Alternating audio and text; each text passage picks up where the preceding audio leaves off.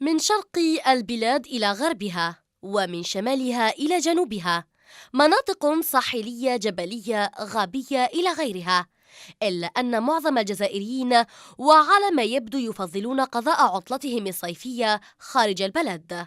تونس من الوجهات الكلاسيكية، لكنها المفضلة لدى العديد منهم، لتأتي بعدها بلد العثمانيين ثم بلد الفراعنة.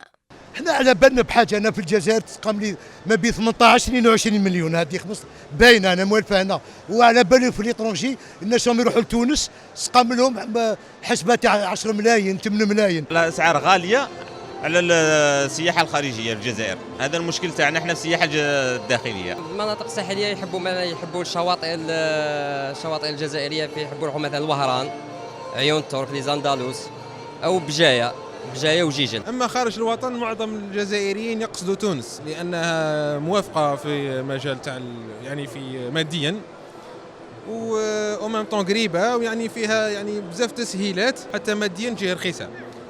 Sinon, il y a le Maroc, Tani. Alors, on est obligé de partir hors d'Algérie. Je préfère Kimadlam, حبينا نروحوا للماروك. فعلى الرغم من شريطها الساحلي الممتد على طول 1600 كيلومتر، إلا أن غلاء الأسعار مقابل تدني الخدمات داخل الجزائر دفع بالوكالات السياحية الترويج للسياحة الخارجية بدل الداخلية التي تتواجد في وضع لا تحسد عليها، فهم يروجون إلى ما قد يجلب لهم المال بدلا من نفور زبائنهم المعتدين. أهم وجهة اللي راهو يقصدها الآن الجزائر راهو يطالبها هي تونس، هي تركيا. Donc c'est toujours la Turquie qui prend, c'est-à-dire si on veut la Palme d'Or. Ensuite, il y a l'Espagne, il y a beaucoup de demandes sur l'Espagne pour ceux qui sont, c'est-à-dire qui détiennent déjà le visa. On va dire 40%, ils milou le Tunis. Vous demandez au Tunis. Après, c'est la Turquie, on va dire 30%. تركيا ما بين 13 مليون ل 15 مليون، يعني عندنا كيكا اسعار.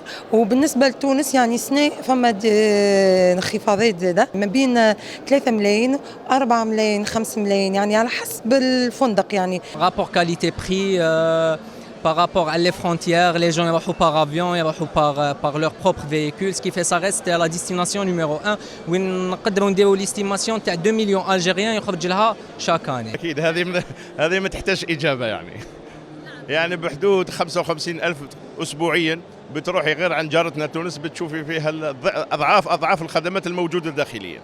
خطوط عريضة سطرتها الحكومة، مرتكزة أساساً على تطوير السياحة الداخلية واستقطاب أكبر عدد ممكن من السياح الأجانب من أجل رفع نسبة مساهمة السياحة في الناتج الخام للاقتصاد الوطني من 2 إلى 10%. لكن هل يمكن الترويج لسياحة بلد ما زال في القرن 21 يجهل ثقافة السياحة؟